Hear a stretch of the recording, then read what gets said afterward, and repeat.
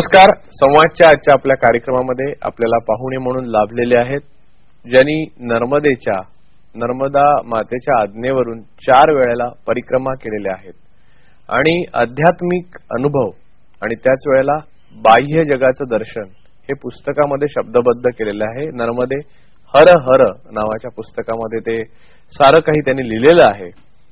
एका आध्यात्मिक प्रेरणेने या परिक्रमा त्यांनी पूर्ण केल्या आणि जगण्यामधल्या सर्व घटना एका त्रयस्थाच्या नजरेतनं ते पाहतात. ते जगन्नाथ कुंटे आपल्याकडे आलेले आहेत. त्यांचे शिष्य त्यांना स्वामीजी म्हणतात. नमस्कार कुंटे सर. सुरुवात म्हणजे तुम्हाला ज्ञात नव्हतं, म्हणजे तुमचं पुस्तक वाचल्यामुळे मला माहिती की नर्मदा मातेची परिक्रमा जी करायची आहे त्या संबंधात तुम्ही काही वाचलेलं किंवा म्हणजे पुस्तक असं वाचलेलं नव्हतं कोणी परिक्रमा केलेलं की थोडस वाचलं होतं. त्यावेळेला एक गुणे नावाचे कोकणातले इंजिनियर ग्रस्त होते, त्याने परिक्रमा केल्यानंतर एक छोटस पुस्तक लिहिलं होतं. जेव्हा मला परिक्रमा कर अशी आज्ञा झाली, माहिती काहीच नव्हतं त्या संदर्भात. जेव्हा कुठली या क्षेत्रातून आज्ञा येते तेव्हा त्याची पुढची अर्थात व्यवस्था केलेली असते. आज्ञा येते म्हणजे काय होतं? आज्ञा येते म्हणजे असं होतं की काही वेळेला चक्क ज्याला आपण कानात आवाज येतो तसाच येतो, पण बहुसंख्य वेळा ज्याला आत्यंतिक अंतस्फूर्ती आपण म्हणतो तशा तऱ्हेची येते. पण मग काही वेळेला असं होतं की आपण फाटे फोडायला लागतो की बहुतेक आपल्याला भास झाला असेल, मनात विचार आहे म्हणून असं असेल काहीतरी.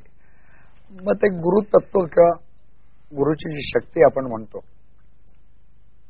ते असं विचार करते, हा बुद्धीने आपल्या फाटे फोडायला लागतोय तर ते तसलं मग काही देतच नाहीत, ते सरळ कृतीच करून घेतात. म्हणजे आपण अचानक आपलं सामान उचलून चालू पडतो. त्यामुळे मग हळूहळू कळायला लागते की या तऱ्हेने आपल्याला आज्ञा येते. मग काही वेळेला कानातही आवाज येतो, पण बहुसंख्य वेळेला आपण त्याला असंच म्हणू शकतो की अत्यंतिक प्रबळपणे अशी अंतर्स्फूर्ती येथून सांगितलं जातं की हे कर. तुम्हाला पहिल्यांदा कधी झालं? नाही, परिक्रमेच्या विषयी म्हणाल तर 99 साली हे झालं आणि मी 4 दिवसांनी निघून पण गेलो.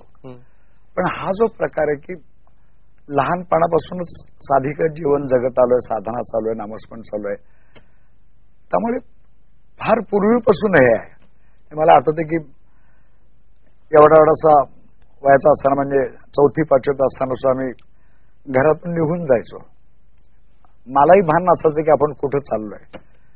किंवा तरी 4-5 महिन्यांनी तथाकथित शुद्धीत आल्यानंतर कळायचं की कुठलं गाव आहे, हिंदी लोक बोलतात, आपल्याला भाषा येत नाही. कोणाचं अरे बेटा येतो ऋषिकेश आहे, मग कळायचं की आपण इथं ऋषिकेशला होतो. मग विचारायचो किंवा मी लहान होतो तर रडायचो, पण किंवा म्हणजे बावरून जायचो ना किंवा ओळखीचं नाही, भाषा येत नाहीये, अंगावर फक्त लंगोटी राहिलेली असायची, घर सोडताना अंगावर शाळेची अर्धी चड्डी शर्ट तरी असायचा, इथं काही नाहीये. मग मी आपलं कोणीतरी मला सहाय्य करायचं, मी पुण्यापर्यंत यायला जायचो. ही अवस्था आत्तापर्यंत होती. म्हणजे छोटे छोटे जे निर्णय असतात ते आपण आपल्या बुद्धीने घेतो, पण अध्यात्म जीवनातले हे जे काही निर्णय आहेत हे चक्क आजपर्यंत आदेश येत गेले. त्यामुळे हे माहित आहे की अत्यंतिक आपण न दाबणारी जी अंतस्फूर्ती येते याचा अर्थ ही आज्ञा आहे आणि तो त्या तऱ्हेने प्रवास चालू होतो. पण नर्मदा परिक्रमा करावी अशी आज्ञा आल्यावर तुम्ही 4 दिवसात निघाला असं तुम्ही म्हणाला. हो, पण मग तेव्हा काय विचार किंवा कशा पद्धतीने ती प्रक्रिया घडली? काही नाही, एक तर ते मला लगेच पुस्तकच मिळालं त्या दिवशीच त्या गुन्ह्यांचं. ते वाचून काढलं, म्हणलं ठीक आहे अमुक अमुक आहे. मग त्या तऱ्हेने 4 कपडे घेतले, घरात सांगितलं. त्यावेळेस संन्यास नव्हता माझा झालेला. घरात मी बायको माझी जानकी म्हणून तिला सांगितलं की बाबा मला अमुक अमुक ओंकारेश्वरला जायचंय, इथून इंदूरला जावं लागतं, एवढी माहिती मिळाली या पुस्तकामुळे. ती म्हणली ठीक आहे मी तुला सोडायला येते. त्यांनी आपलं स्कूटरवर मला मागं बसवलं आणि बसमध्ये सोडून दिलं. बसमध्ये संपलं, मग तिकडं तिला हात वर दाखवायची मला काही भान राहिलं नव्हतं. ती निघून गेली गाडीने. मी दुसऱ्या दिवशी सकाळी इंदूरला आलो. इंदूरहून पुढे एक मोरटक्का नावाचं छोटस बसचाही स्टॉप आहे, तिथं रेल्वे स्टेशन आहे छोटस. तिथून दुसरी गाडी पकडून बसच ओंकारेश्वरला जावं लागतं, ज्याला गावाचं नाव ओंकारेश्वर पण त्या स्थानाला म्हणतात ओंकार मांधाता. तिथं उतरल्यानंतर आता नर्मदा माईवर पूल आहे मध्ये बांधलेला, पूर्वी नावेतून इकडे तिकडे लोक जायचे. ते पुलावरून गेलो, ओंकार मानधाता ज्या मंदिराकडे जायला लागलो, माहिती काही नव्हतीच, आपलं लोक सगळीकडे जातात. तेवढ्यात तिथून समोरून एक सुधाकर अण्णा जोशी नावाचे मुख्य तिथला भोग चढवणारे पुजारी आहेत, त्यांचं वय आता 80च्या पुढे आहे. ते अचानक माझ्या समोर आले आणि त्यांनी मराठीतच बोलायला सुरुवात केली. काय गोळवणीवारांचे आपण शिष्य का? म्हणलं हो. मी म्हणलं एका कुठेतरी पाहिलं असेल यांनी. नंतर लक्षात आलं नाही, हे कुठं सोडत नाही स्थान, आपणही पहिल्यांदा आलोय. त्यांना आतून ते आपण काय त्यांना वाटलं म्हणजे मी त्याचं उत्तर देऊ शकत नाही. ते मला म्हणले चला या बाजूला. त्यांनी दूध वर्ग आणून दिलं. म्हणलं मी पोटाचा त्रास आहे, दूध काही घेत नाही, चहा पितो. हसले. 2 बेसनाचे लाडू आणि चहा आणून दिला. आणि मला मी त्यांना विचारायच्या अगोदरच त्यांनी मला सांगितलं की परिक्रमा म्हणजे काय आहे, ती कशी करायची. माईला उजव्या हाताला म्हणजे आपण देवाला उजव्या हातालाच ठेवून प्रदक्षिणा करतो, असं असं जायचं. आणि उद्या सकाळी संकल्प पूजा करा म्हणजे मुंडन सगळं करायचं.